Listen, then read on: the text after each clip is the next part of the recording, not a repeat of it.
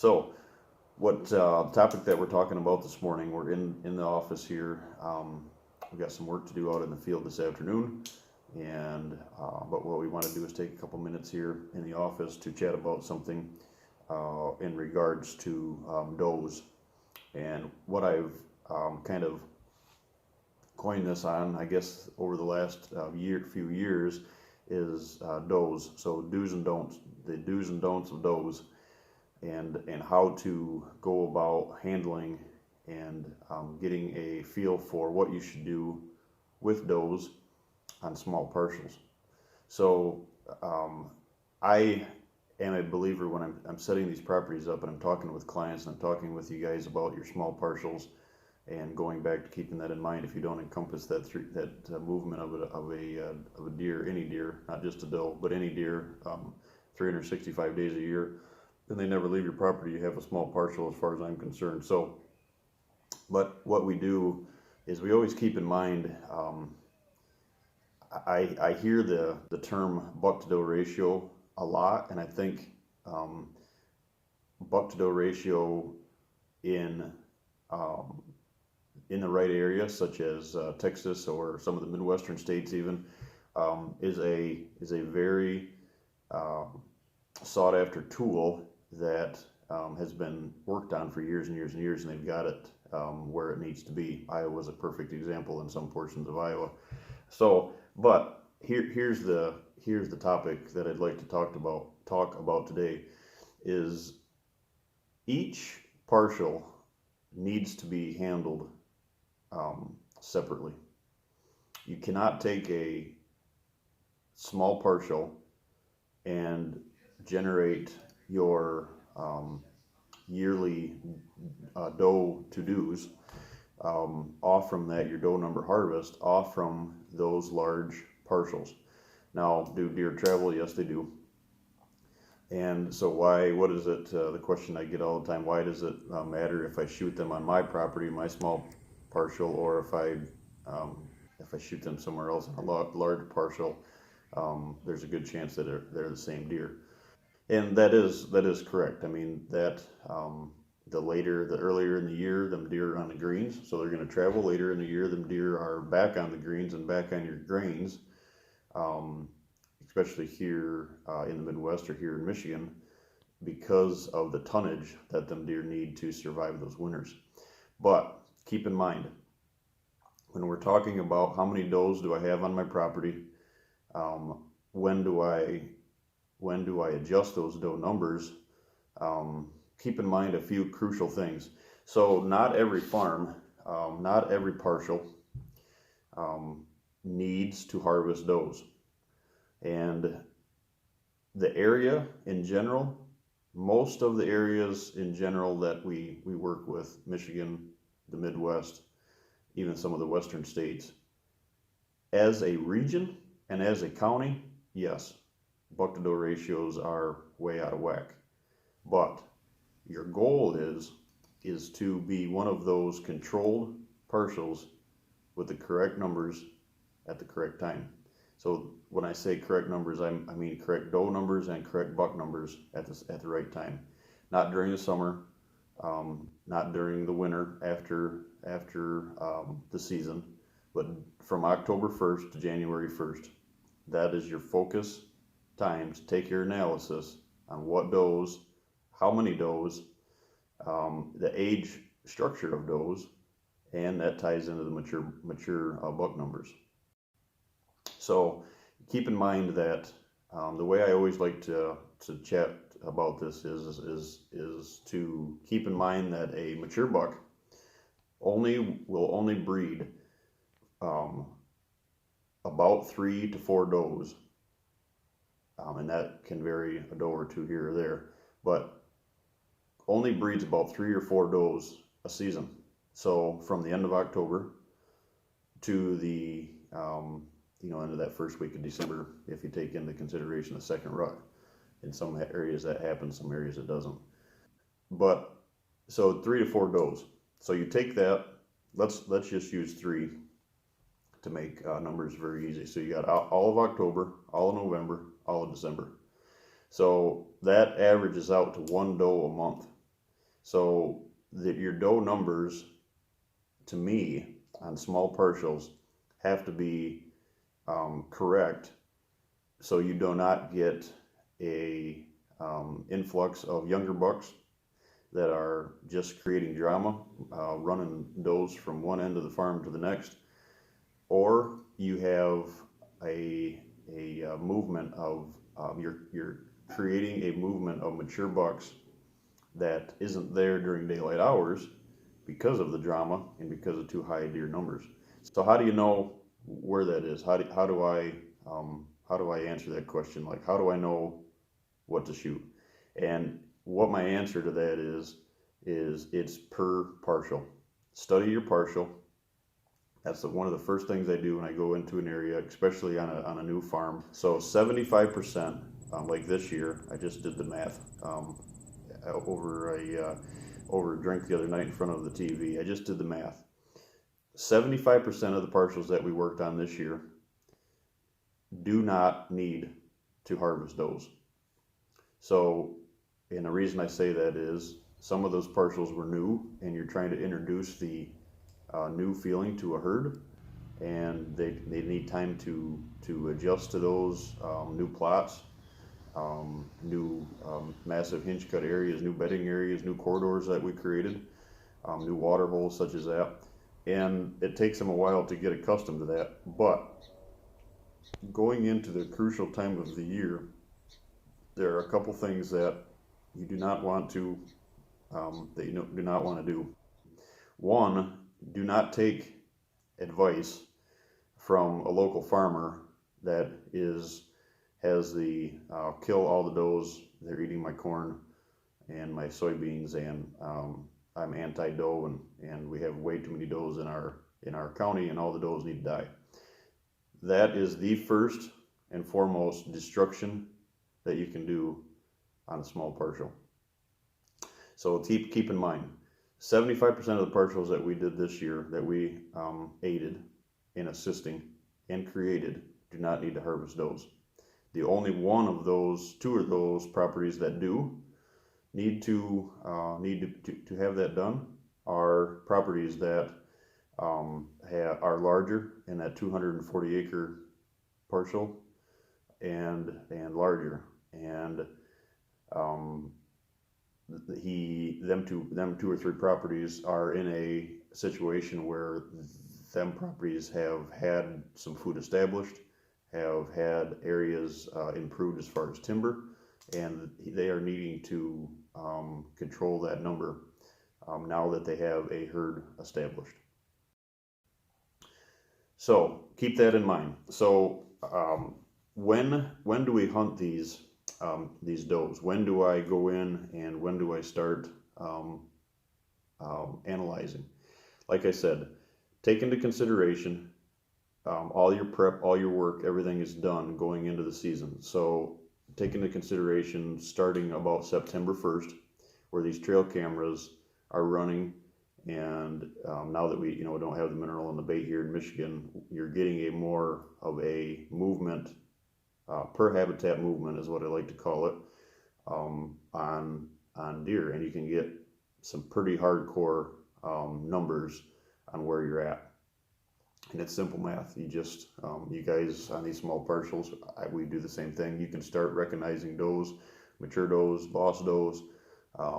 You can start pinpointing and picking those out. So what you do is you take a number, take a tablet, start writing this down, start jotting your hunts down, whether you use like a DeerCast app or there's a lot of different apps out there, the Scout Look, all these apps that you can log some stuff, or do it on your own on like I said, on a notepad. But take those numbers and make sure that your doe numbers are correct. So what is a correct doe number on a 40 acre partial? That can range anywhere from 10 does a sit to 30 does a sit. Now, depending on where you're at, if you have a 40 acres that is diverse and it's not all pine trees and blow sand, you have you have habitat that is that has some hardwood, regeneration, has acorns. You have mass crop as far as your food plots, maybe even a little corn, and it's planted and taken care of. Now, on the other hand, if you own 40 acres of swamp, those numbers are going to be different. If you're on a food plot and you're seeing 30 deer a night on a acre or 2 acre food plot, you have to start dialing those numbers down. If you're in a swamp, 40-acre swamp in northern Michigan here, and you're seeing 3 to 4 does, and your neighbor is seeing 30 does on his 80 or on his 20, that may be a solid corn. You don't need to worry about taking deer numbers down. And here's the reason why. In order to correct doe numbers, you have to harvest does. You can't correct doe numbers by implementing does into your herd by backing up a trailer and dumping in a bunch of does. That's a process that takes a year or two to establish because of your fawns and your mature does staying there. So you have to on the other side of that spectrum, you have to evaluate and you have to correct them numbers through harvesting does. When do we do it? I recommend doing it early season or late season. Early season meaning in October, in the bow season, and late season with a gun in an ag or over large food plot areas where you can like really get those solid numbers, and you've been focusing on those numbers through the year. That is my opinion. And when you start seeing your doe numbers start getting correct for your piece of property, so you have those, you need movement. You need movement from bedding to feeding to water to cover. You need movement, but a lot of these small parcels, keep in mind, is you don't encompass all of those things that they are only getting off from your property. They're getting those things from somewhere else. So you have to take into consideration how many of those deer are actually there during the right time, how many deer are actually coming back through those areas that you're able to utilize at the perfect time. Now, when you start getting to those 20, 30 doe sit numbers, you have to control that. Here's the reason why. The higher doe numbers that you get on a small parcel, the more immature bucks that you're going to attract in the early season. The more immature bucks that you attract in the early season, the less mature bucks that you're going to have going into the pre-rut and the rut because of drama. So correcting those numbers early can be very effective. But keep in mind, you're not going to, in a archery hunting situation, bow hunting situation, when you know that your deer numbers are higher and you want to start taking does out. If you start taking these does out in the early season, you're not going to see the effect from that until the following year. And the reason I say that is, in order to get those deer numbers down, you'd have to take 10 on a 30 doe sit, let's say 25, 30 doe sit. You're going to have to take 10 of those deer out to have effective numbers going into the pre-rut and the rut. And that on a small parcel is way too much pressure, way too much drama, way too much influx of guns and or in this situation bows. So what we like to do, and what I always recommend, and it's always worked great, even going back to the days in Illinois, as far as harvesting does, I like to do it early. I like to do it with a bow on a PM sit. Harvest these does on a PM sit. Why only a PM sit? Because in the morning, if you harvest a doe and that doe takes off and runs back into a bedding area or into a sanctuary that you've created, or the neighbor's sanctuary that he's created, 9 times out of 10, you're going to want to track that doe into and retrieve that doe, which is only right, to save the meat and get that doe hung up and processed during daylight hours. Problem is, you're going into a bedding area during daylight hours. you are going to destroy your property in a very short time. So PM hunts, harvest these does at night, or after a perfect time to do it is after you've shot a buck, shoot a doe, and or in regards to that, harvest these does at night.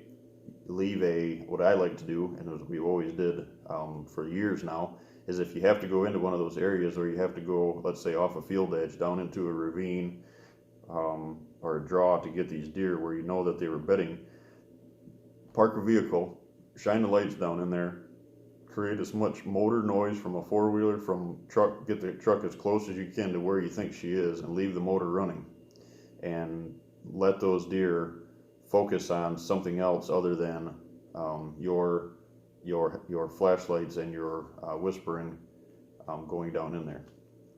It works. Can you always get a truck or a four-wheeler into where you're hunting? No, you can't. Can you get it close? No, a lot of times you can't. But if you can, it's a very great tool to use, and something to have in your arsenal.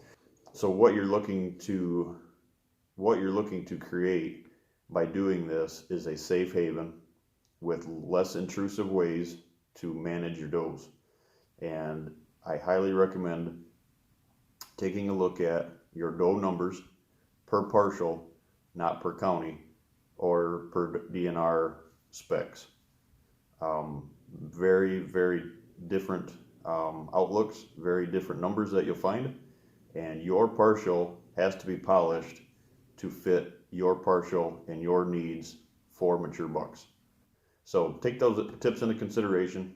There's not a number that I can tell every one of you that you have to harvest 5 does off a 20-acre parcel, you have to harvest 20 does off at 80. It doesn't work that way. It's per property, per number, per property for mature bucks. So if you take those tips and tactics into the early season here in preparation for the upcoming fall, go out and harvest some mature does, and then get ready for the late season. It's a great time. Take the kids out, take first-time hunters, go out and harvest those does and get your numbers down. Now, like we've said though, 75% of the time on a first-year farm, or a farm that you've done a lot of creation on, that's not going to be the first year. So if you just did a bunch of habitat improvements, that's not going to be this year. That's going to be 3 years down the road before you have those hard numbers that you know that what the deer are on your property during the right time of the year. And that's all habitat improvement focused. What you've created, how you've created it, and how it's holding those deer at the right time of the year. Thanks, guys.